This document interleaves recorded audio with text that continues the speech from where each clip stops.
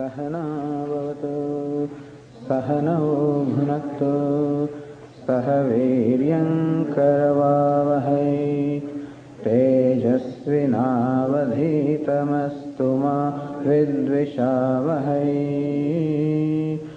Om Shanti Shanti Shanti.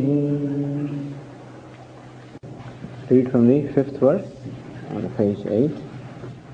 Shri Bhagavanuvacha Pashya me partha rupani shatashosa sahasrashah nana vidhani divyani nana varna krutini cha pasyadityan vasun rudran ashvinau marutastatha bahunya drushtapurvani pasyascharyaani bharata ihaikastham jagatkritshnam pasyadya sacharacharam mama dehe gudakesha yacchānyadrashtumicchasi.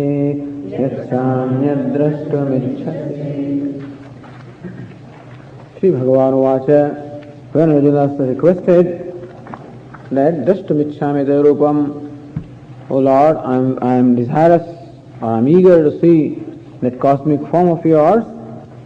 Manyase yadi tachakyam. If you think that it is possible for me to see, that is, I deserve to see that form, maya drashtum, then, O Lord, please show me that eternal form of yours. And Lord Krishna was addressed as Prabhu, the one who is samartha, one who is capable. So I know that you are capable of showing me even if I do not deserve to see it. That even though I am not equipped to see it, I know that you have the capability of equipping me so that I can see the form. And in response to that, Lord Krishna said, Pasyamepa, without any hesitation at all, immediately Lord Krishna, hey Partha, O my Partha Arjuna, do see.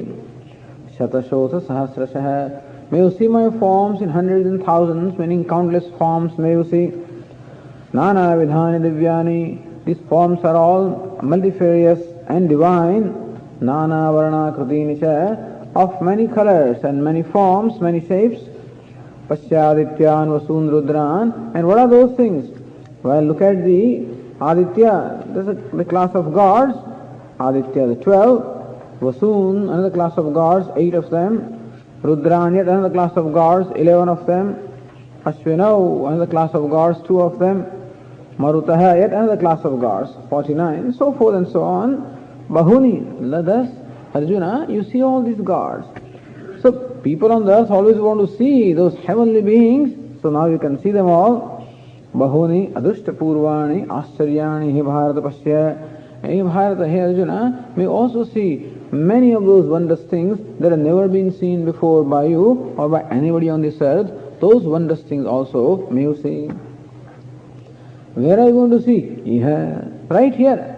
Ekastham mama dehe. Here Arjuna, you may see all of these in my body. The whole universe you will see in my body, in body of Lord Krishna.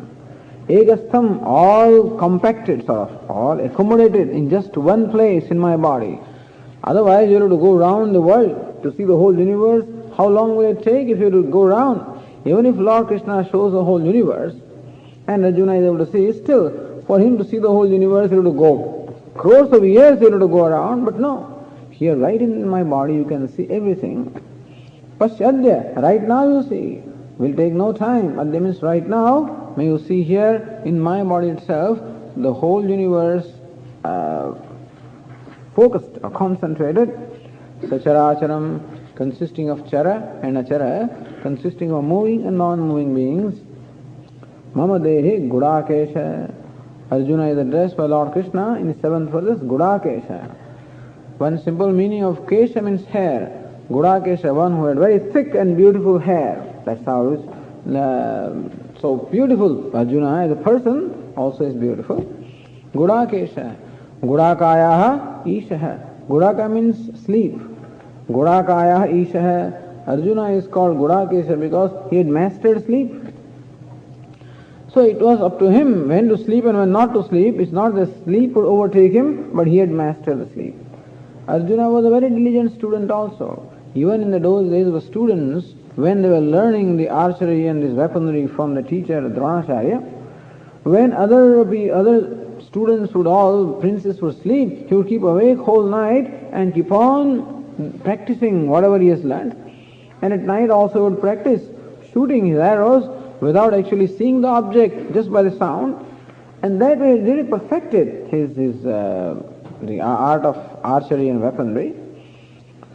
And this is Gudakesha, one who had conquered the sleep. That means he had no tamas, no laziness at all. Someone who was very alert and someone who enjoyed the power of concentration. And Gudakesha. So Gudakaha Ishaha Yasyasa Gudakesha. Gudaka also is the name of Lord Shiva. So Shiva is the Ishaha, the Lord of whom. So Arjuna had pleased Lord Shiva. In fact, he picked up a battle with Lord Shiva, not knowing that it was Lord Shiva. And that is how, at one point in time when Arjuna was doing his penance and worshipping Lord Shiva appeared before him in the form of a hunter.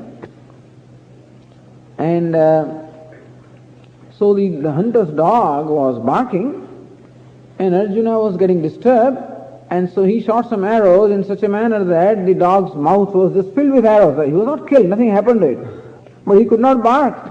Hunter saw this, and then saw Arjuna, and then this fight started between them.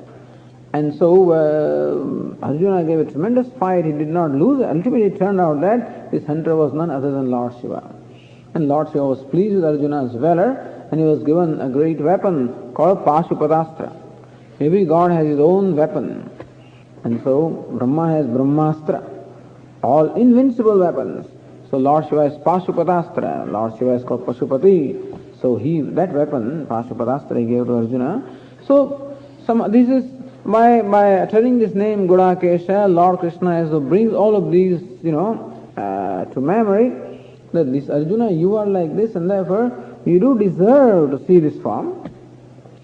Yachanya drashtumichasi. And here Arjuna, whatever else that you want to see. In the second chapter, at one point, Arjuna expressed a certain doubt. Yadva jayam yadivano jayayuhu. So, nachetad vidmah kataranno gariyah. Lord, we do not know which one is better.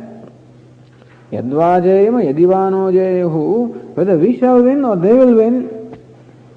Although that verse is interpreted differently, not as a doubt on the part of Arjuna, but it could be interpreted also that Arjuna expressed a slight doubt whether we shall win this battle or they will win. And so Lord Krishna is hinting Arjuna here that, well, you have a certain doubt, yet whatever else you want to see, if you want to see what is going to be, what turn the whole battle is going to take, and what is going to be the conclusion of this battle, that also you can see who is going to be the winner and who are going to be the losers. Lord Krishna will show him how he is going to be the winner. That is going to be told. But anything else because people have lots of fascinations about what they want to see, depending upon how we are brought up. Today's children may have the fascination to go to, some exotic places on the earth or somewhere on the Mars, and depends on what it is that we have heard. Or all kinds of stories, of the angels and things that children may have. And they may want to see those kind of countries.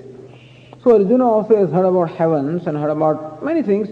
And here Arjuna, whatever else that you want to see, you can see in the cosmic form that I'm going to show you right in front of you in my body.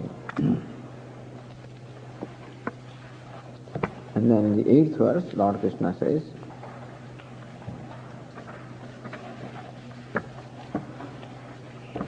so here, Sant Jnaneshwar says that this is what Lord Krishna says, Pashya, see this, he's already showing it. Adityan, Vasun, Rudran, see all these gods and see all these divine things, And so Lord Krishna is in own mood, showing in the cosmic form to Arjuna. And all of a sudden notices that Arjuna is not able to see anything. This is one interpretation. And therefore, in the 8th verse, Lord Krishna says, Natumam shakyase drashtum, Natumam shakyase drashtum, Anenaiva svachakshusha, Anenaiva svachakshusha, Divyam dadami te chakshuhu, Divyam dadami te chakshuhu, Pashyame yogamaishwaram, Pashyame yogamaishwaram. Natumam shakyase drashtum anainaiva svachakshusha. Oh Arjuna, but I am sorry, it is not possible for you to see me with the eyes that you have right now. So far Lord Krishna prepared Arjuna, so be prepared to see all of this, but Arjuna, you cannot see all what I just described with the eyes that you have. And therefore, divyam dadami te chakshuhu.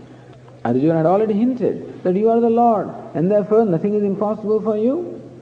And therefore I know that I cannot see that cosmic form with these eyes that I have, but I know that you are capable of doing whatever is necessary so that I can see, and that's exactly what Lord Krishna does. Divyam dadami te chakshuhu. Here Arjuna, I am giving you a divya chakshuhu, a divine eyes. I'm giving you divine eyes. So what kind of divine eyes are they? Did Lord Krishna give Arjuna divine eyes, that is, these eyes were turned into divine? Or Lord Krishna gave Arjuna the capability of seeing all of these things in his mind also, with his mind?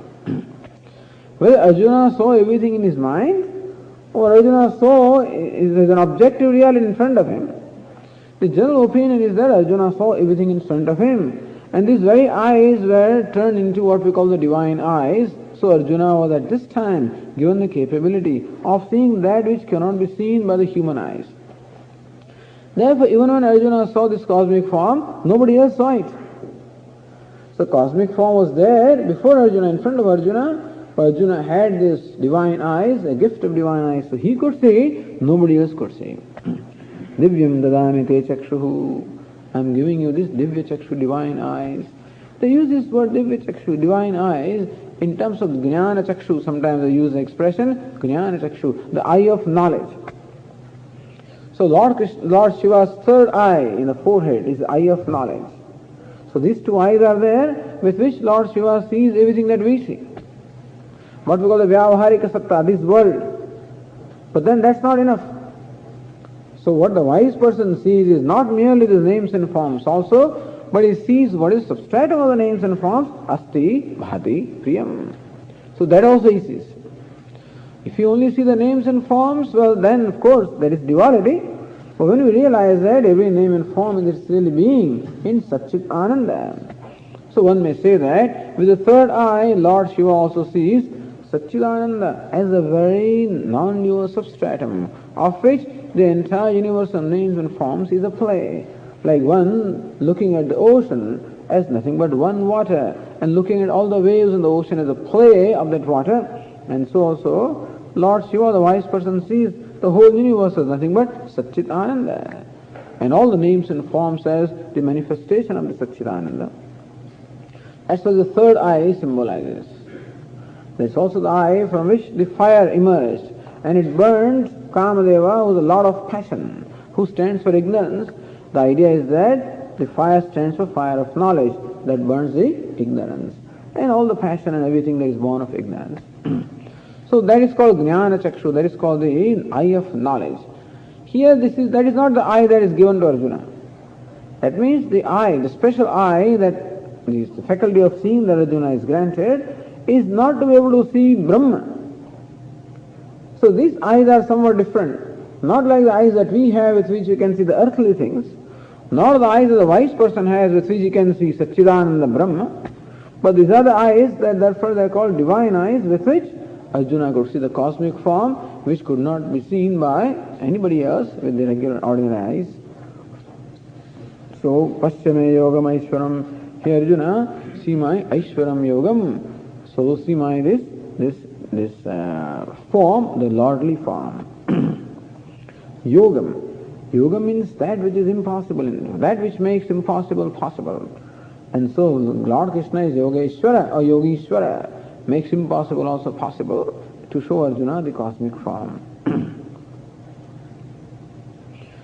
And now in the next 6 verses, Sanjaya, the reporter, talks here that Lord Krishna indeed showed this divine form to Arjuna, and that Arjuna, filled with wonder, saw it and then ultimately reported to Lord Krishna. All of these Sanjaya describes to Dhritarashtra in the next 6 verses.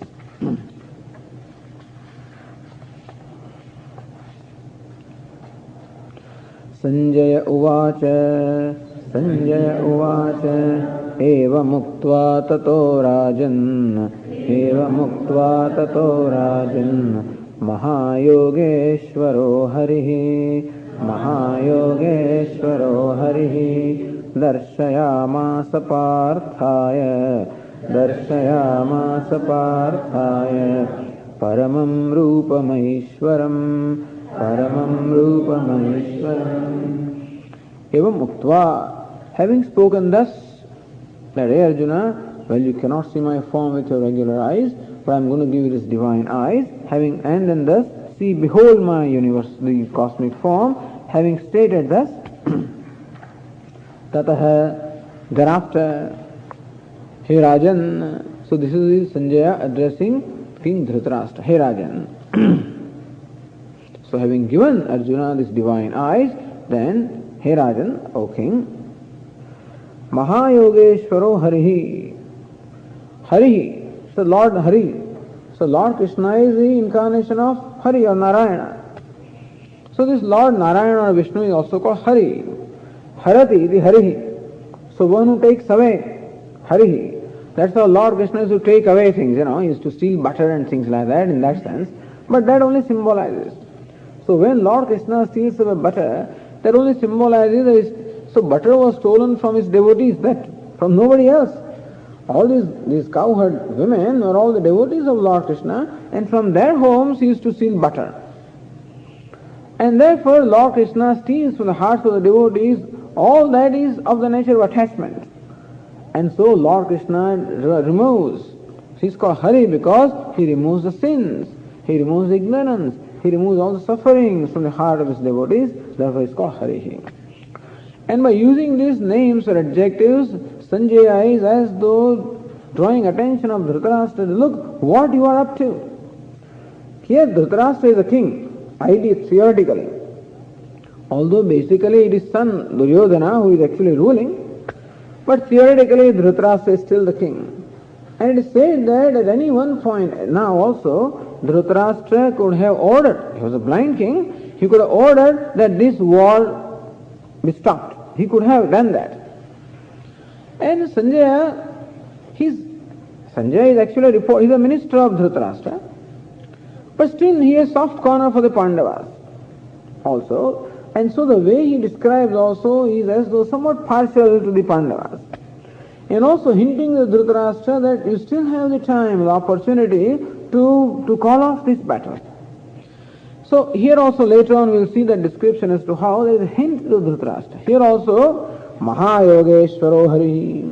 Mahayogeshvara, the one who is the Mahan, limitless Lord of all the yogas, meaning he is almighty. Hey Dhritarashtra, understand that Lord Krishna is almighty. He is not an ordinary cowherd boy, not just an ordinary charioteer, not an ordinary human being. He is God, he is incarnation, and that is the nature of incarnation where Lord retains all his powers in his entirety. So that is the difference between incarnation and ordinary human beings. That ordinary human beings are also born human beings, and Lord also appears to be born as human being, but as I said, he is not limited by the limitations of this human form. There is a difference between incarnation and wise person also. That wise person also knows that everything is Brahman, and of course Lord knows. But still, as a wise person still is limited by the limitations of the human form. And therefore what he can do, what he can know, all of that is going to be limited, even though he is wise. But then avatar, incarnation, is not limited at all. Even though he just appears as a human being, Lord Krishna can do everything. And that is being pointed out, Mahayogeshvara. He is Dhritarashtra, the Lord Krishna, who is the limitless Lord of all the yogis, meaning who is capable of doing everything that can be done, or even what is impossible. One is almighty, and is Hari. So he removes the suffering of his devotees, and definitely is going to remove the suffering of Pandavas who are the devotees. Darshayamasa Parthaya. Hey Dhritarashtra, Lord Krishna did show. Dhritarashtra may wonder whether the cosmic form were really shown or not. So Sanjaya confirms that no, in fact Lord Krishna, the Hari, did show this cosmic form. Paramam Rupam that Paramam, the limitless, or the most exalted. Rupam, that form, Aishwaram, belonging to Ishvara or belonging to the Lord. As you know very well, what is our concept of Lord is that He is both the material as well as the efficient cause. He is both the creator as well as the creation. And therefore, the whole universe is nothing but the manifestation of the Lord. And that is how Aishwaram Rupan, that lordly form consisting of, and what we perceive of course are the forms in this world. There are supposed to be 14 worlds, 7 down and 7 up. Or they can all be compacted into 3 worlds. Earth and all the worlds below, intermediate space called Antariksha, and Swarga or heavens and all the worlds above. So very often, sometimes, these 14 worlds are reduced to 3. Bhuhu, Bhuvaha, Suvaha. The earth, the intermediate world, and the heavens. Except Suvaha or the heavens includes all the worlds above, and Bhuhu includes all the world below. And therefore, that is a cosmic form. That is what Arjuna sees here. So this wondrous, all-inclusive form was shown to Arjuna. And how was it formed? That is being described in the next 2 verses. Here, Sanjaya continues in the 10th verse. Aneka vaktra nayanam, anekadbhuta darshanam, aneka divyabharanam, divyanikodyatayudham, divyamalyambaradharam, divyagandhanulepanam, sarvascharyamayam devam, anantam vishvato mukham.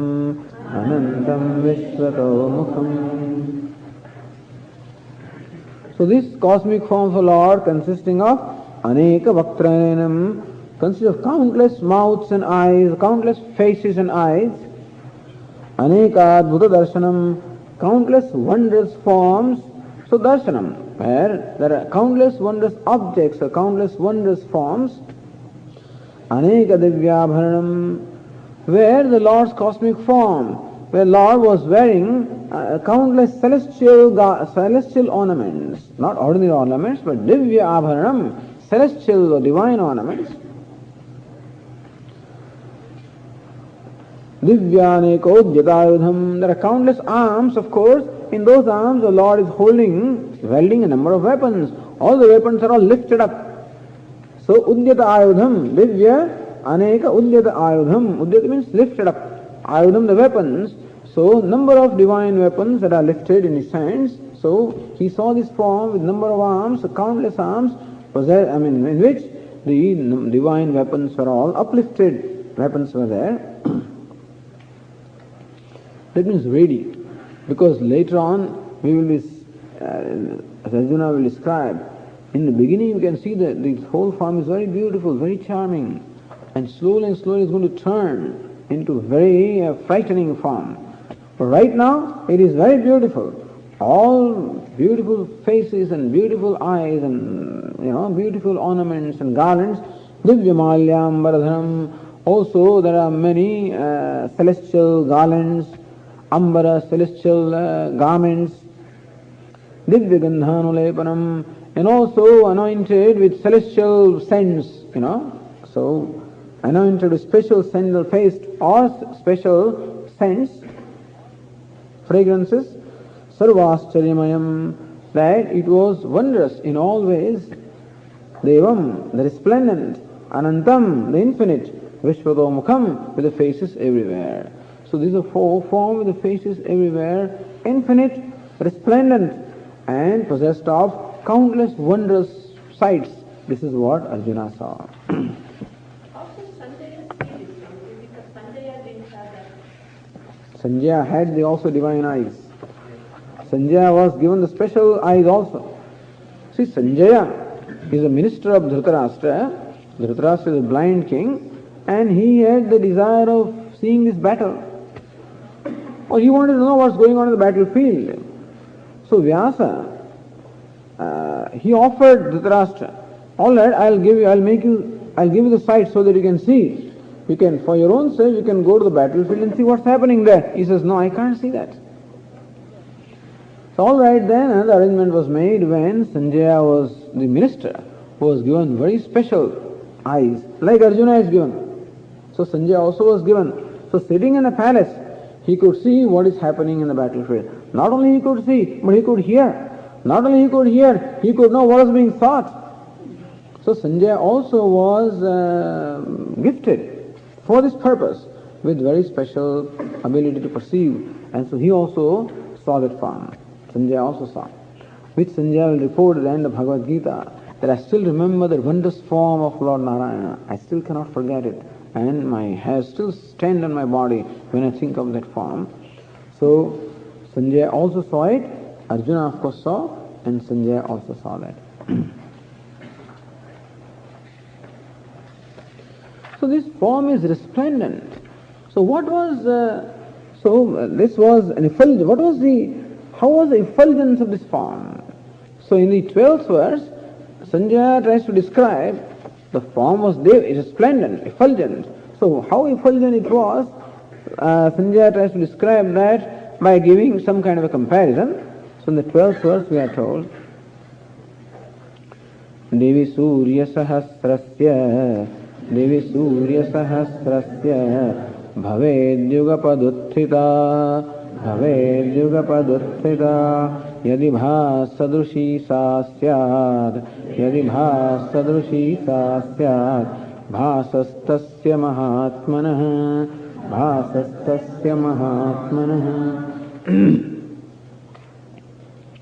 Devi means in the heavens or in the sky.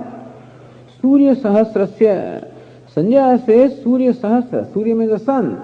If 1,000 suns, Bhaved Yugapat Utthita. If the resplendence of 1,000 suns were to appear in the heavens or in the sky simultaneously. So one sun of course is resplendent or effulgent. If 1,000 suns were to arise simultaneously in the sky, if such a thing could happen, Yadi Bhasadrushi Sasyad, then whatever resplendence or whatever effulgence could be, the combined effulgence of 1,000 suns simultaneously shining in the sky, whatever that effulgence would be, Sanjaya does not really know. I mean, he just imagines, but there is no way for him to know what would be the effulgence of 1,000 suns shining simultaneously in the sky. But Sanjaya says, Yadi bha sadrushi sasyad. If that resplendence of that effulgence also, whether that were equal to the effulgence of this cosmic form, tasya mahatmanah. So this great soul, or this great Lord, whose cosmic form is resplendent, shining. So Sanjaya says whether the effulgence of 1,000 suns simultaneously shining in the sky, whether that effulgence also would compare with this or not, I do not know. Of course, he doesn't know what the 1,000 suns would look like. But he says, I can imagine, I don't think that even the 1,000 suns simultaneously shining would compare with the resplendence of this Lord. This is called Abhuta Upama, Abhuta Upama, normally Upama means a comparison. And the poets always give different comparisons in order to give us an idea of what the thing is. And here also Sanjaya is presenting an upama or a comparison to try to describe Lord's resplendence. But Abhuta Upama, So this is an upama or comparison which is impossible, which has never happened. Abhuta upama, because 1000 suns can never shine simultaneously. But that is what he is using because he has no other way, no other measure. Like in one place, some poet is describing Lord Krishna. Lord Krishna is said to be blue in color. He wears the yellow cloth around his waist. His chest is open, and on his chest there is a garland. So there is a garland of white flowers on the body of Lord Krishna. And the poet is describing that. So this blue form of Lord Krishna is like blue sky. And in fact that blue color also indicates infinite. That's also the reason why the blue color is shown there. So the sky also is blue and is infinite. Now how to describe the beauty of that? So the poet says that if two Ganges were to fall from the heavens, because Ganges is supposedly flowing from the heavens to the earth. That's how it came down. So formerly Ganges was flowing in the heavens, and because of the prayers of one of the kings, Bhagirath, the Ganges came down. So when the Ganges is white, so when the Ganges comes down in the blue sky, it would look like one side of the garland. Suppose two Ganges were to flow down. That is how the garland appeared on the body of Lord Krishna. Now that also is Abhuta Upama, in a comparison which would never be, but this is how comparisons are given. Here also Sanjaya, in order to describe that form, gives this comparison of 1000 suns simultaneously shining in the sky. Meaning that this effulgence is even greater than that, He Dhritarashtra.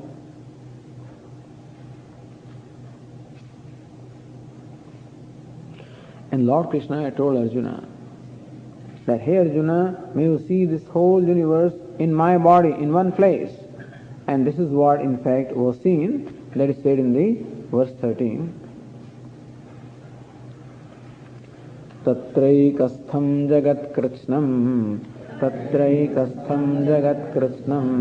pravibhaktamanekadha apasyaddevadevasya sharire pandavastada.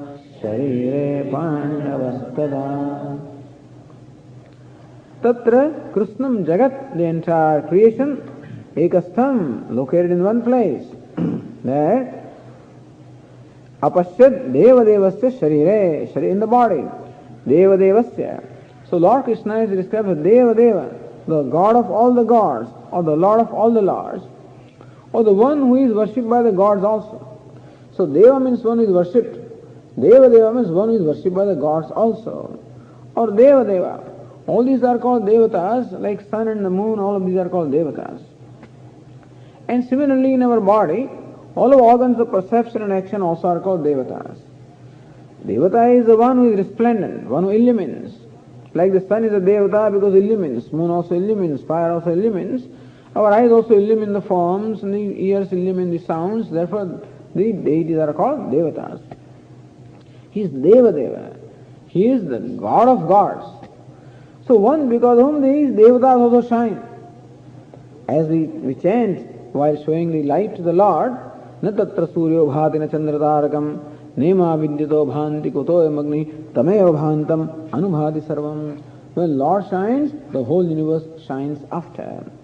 What is meant by shine after is that the best example would be the sun shines, the moon shines after.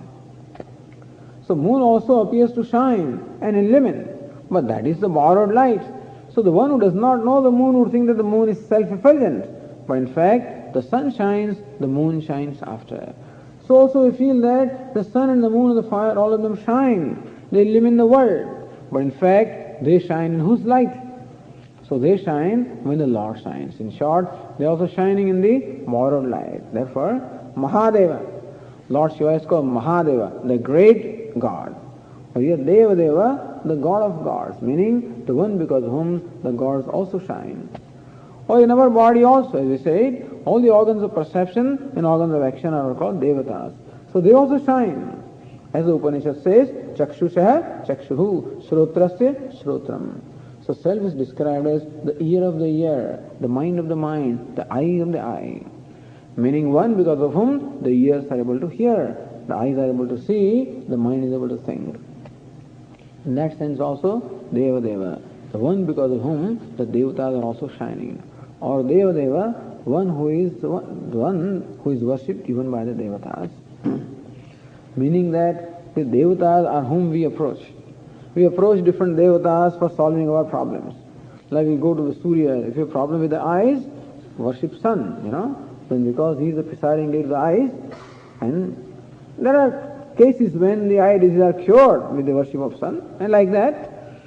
So these Devatas have the capability of granting results to us. But that is because of whom? That is also Deva Deva, the one because of whom they get the powers to be able to bless the devotees. Apashyat saw, Pandava Arjuna saw, tada at that time. So when he was seeing this wondrous form at that time, in the body of Lord Krishna, Arjuna saw the whole universe divided in various ways, the entire world, so distinctly divided in manifold ways, Arjuna saw that. The idea is that Arjuna saw this cosmic form right in the body of Lord. He is called the cosmic person anyway. We have this Purusha Suktam that describes the cosmic person. The Purusha Suktam describes, that's the prayer, that is the praise of him in praise of the cosmic person. Where it is said that the heavens is the head of this Lord, and the intermediate space is the body, the earth are the feet, the sun is the eyes, like we said yesterday. So how the various elements of the cosmos are the various limbs of the Lord. Therefore he is called the cosmic form, person. But then, if it was like that, Arjuna could or could not have seen, but this was all shown in the very body of Lord Krishna himself. So remaining in one single form, ekadha, remaining in one single form, but distinctly divided in manifold ways, that cosmic form Arjuna saw in the body of Lord Krishna. Then what happened to Arjuna? This was most wondrous thing that he has seen. And one can be scared seeing this kind of form. Did Arjuna was scared? Was he afraid? He was not. Or you may close your eyes seeing something like that. Arjuna did not close his eyes either. Or you may get so overwhelmed by this that you don't know what to do, you may get completely lost. No, Arjuna, even though he saw this wondrous form, did not get lost. Meaning that he did not forget what is the right thing to do. And therefore he remembered, he was quite in control of himself. And seeing this form, did he run away from there? He did not run away. He remained there and he did exactly what was to be done at that time. And that is what Sanjaya describes. ततस्स विस्मयाविष्टः हृष्टरोमा Dhananjay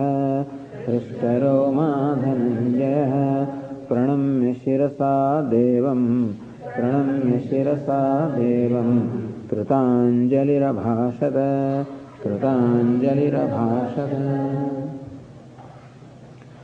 Tatah, thereafter, that is when this most wondrous form was shown to Arjuna thereafter. Hrustaroma. So one whose Hrustaroma is one who had horripulations, hands standing on his end. So one who had horripulations on his body, Hrustaroma, because of the tremendous wonder that he saw. Saha Dhananjaya, that Dhananjaya. Who is Saha? Arjuna is a well-known person. He was called Dhananjaya. So Dhanam Jayati, it is Dhananjaya. One who conquers wealth is called Dhananjaya. So Arjuna was said to be Dhananjaya because when his elder brother, Yudhishthira, when he performed the Rajasuya Yajna, so this used to be the custom among the Kshatriya kings were Kshatriyas, that every so often they may perform these kind of big rituals, big yajnas, like Ashwamedha, Rajasuya, wherein you will establish your supremacy over all the different kingdoms. So that time when Rajasuya Yajna was performed, Arjuna went with his army and went round the entire world, and conquered everybody and brought a lot of wealth with him. Thus he won the wealth, so since then he was called Dhananjaya. Or also, just a few months ago, when Pandavas were in the kingdom of Virat, that time they were in incognito, because there was a condition that for 1 year they must remain incognito. So 12 years they were in exile in the forest, and 1 year they must remain in incognito. If during that 1 year, if they were spotted, that hey, these are Pandavas, then 12 more years. This was the condition. The condition of exile was very tough. Duryodhana said that for 12 years you will have to go in exile. For 1 year you must remain in incognito. And he will send his intelligence agent to search for them, But anyway, all the Pandavas remain in the kingdom of Virat. So Bhima became a cook, and Arjuna became a dance teacher. He became a dance teacher. So he in fact posed as a woman, and he became a dance teacher of the son of that king Virat. And then the king, this person became a cook, and so forth. Everybody had their duties, so nobody could recognize them. And that's how the whole year was over. Then Duryodhana suspected that these Pandavas are here. And so what he did is, he brought his whole army, along with Bhishma, Drona, the entire army was brought to this kingdom of Virat. And in the morning, the cowherd people go to the forest for taking the cows for grazing. So what Duryodhana did with the help of his army is, he rounded up all the cows and took them away. And what he had done is, at that very time, at another front, he had also sent his army. And so this king Virat had to go away because already some fighting was going on. So the whole army had gone away to fight the battle at that front. There was nobody here, no army here. And Duryodhana comes with his main army, rounds up all the cows, challenging. And the only person who was there was the son of that king Virat, and he was not capable of doing anything. But that's it. He was told to go and fight the battle. The entire army of the Kauravas, with Bhishma, Drona and everybody, invincible warriors, and this poor boy was supposed to, go and fight. Uttara, his name was Uttara. And Arjuna says, don't worry. He was teaching them dance. He says, don't worry. I'll be your charioteer. Let us go. This fellow was, this Uttara is shivering.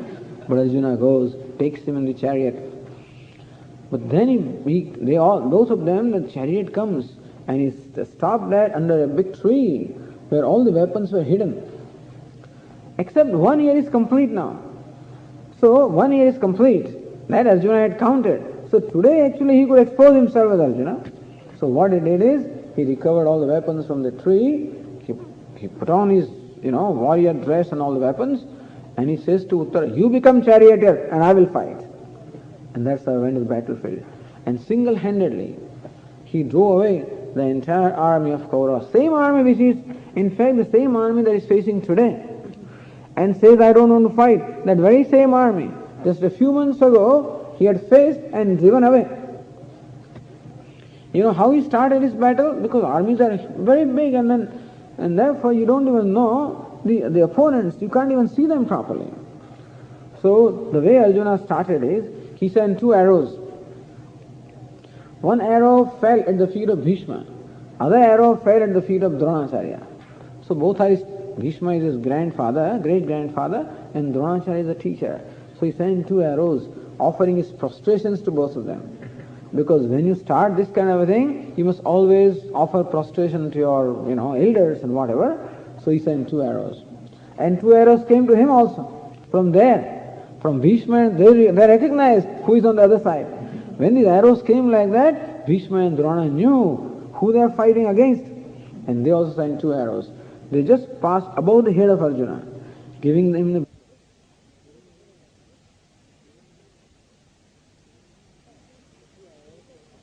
the 2 arrows came above. So because when you give blessing, you place your hand on the head. And so both Bhishma and Drona also sent the arrows, blessing Arjuna. And then the battle began. And Arjuna instead of driven away the entire army. So that is, and recovered all that wealth in the form of cows. So that is also the reason why it's called Dhananjaya, because cows or cattle is the wealth. Anyway, so that Dhananjaya, who is well known in his valor, and as I said, he had picked up a fight even with Lord Shiva.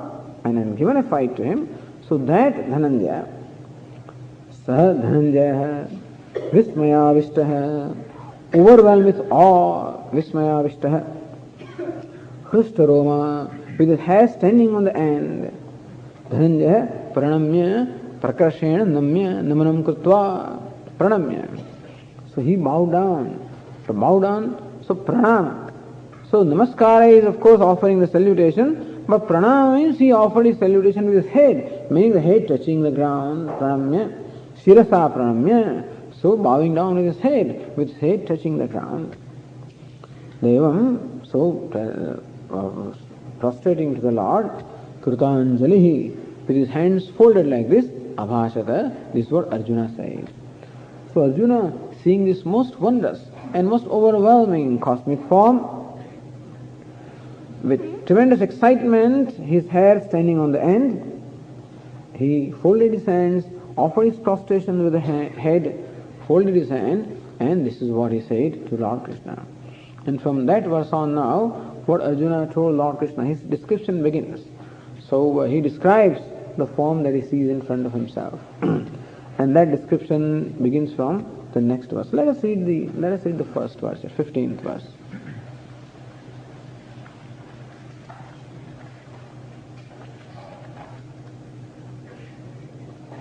Arjuna uvacha pashyami devamstava devadehe sarvamstatha bhuta vishesha sanghan brahmanamisham kamalasanaस्थं ऋषींश्च सर्वानुरगांश्च दिव्यान्.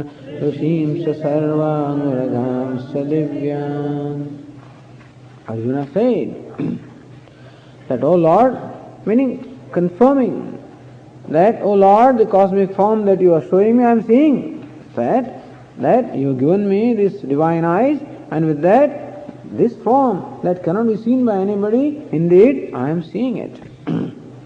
And how fortunate I am, what a great fortune I have that I am able to see this wondrous form, and his own experience of seeing that form is being described in these words. Pashyami, I see. What do I see? Devan. Oh Lord, I see all different gods. So understand that this culture imagines different kinds of beings living in different worlds. So supposedly there are 14 worlds in which 14 kinds of beings live. But as I said, if we divide this, if we compact these 14 worlds, or if we reduce them to 3, then the human beings are said to be living on the earth, the gods are said to be living in the heavens, and the demons, as well as all the snakes and the cobras, they are supposed to be living in the nether worlds. The human beings and other plants and animals from this world, and the denizens of heavens living in the heavens. So Arjuna reports here that I see all of them. Pashyami Devan, I see all these different. Where do I see? Tava Dehe, O Lord, in your body. I see in this Vishwarupa, in this cosmic form, I see all these devatas, the Vasus, Aditya, Rudra, all of that you say, I see all these devatas. Tatha Sarvan Devan, all the devatas I see, all the deities. Understand, when we say gods, now the word God has to be understood. God means, capital G-O-D means this creator, sustainer, dissolver. But all these are lesser gods. So Indra and sun and the moon, all lesser gods. All of them are the presiding deities performing different functions in the scheme of the cosmic scheme. Each one of them has certain role or certain function to perform. And so they are also called Devata. So they are translated as God. So Deva word is translated as God, but you can say small g, G-O-D, small God. And this is capital G-O-D, that is the Lord Krishna. So I see all those gods here. Tatha Bhuta Vishesha Sanghan. So all the celestials I see, that's a better translation. I see all the celestials here. And also Bhuta Vishesha Sanghan, all different kinds of beings I see, all kinds of beings. There are supposed to be 8.4 million varieties of species, supposedly. And therefore all the various beings I see.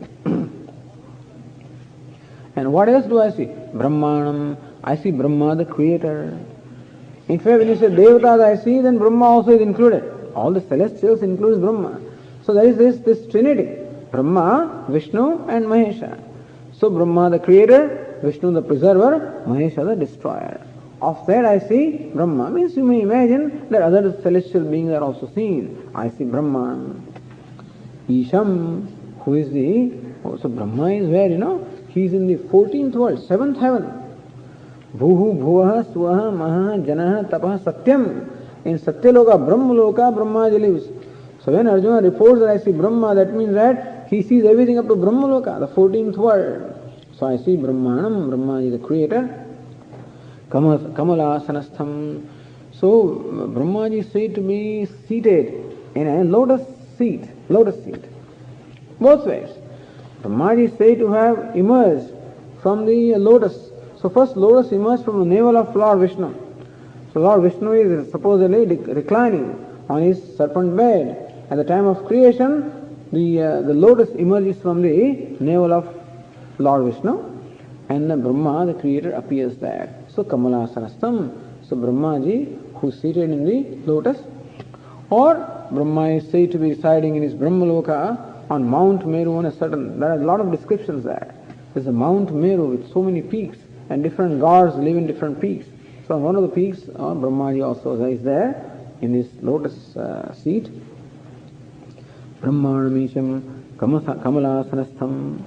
So Prasvi Padma Madhye Meru Karnika Sanastham. Imagine the earth.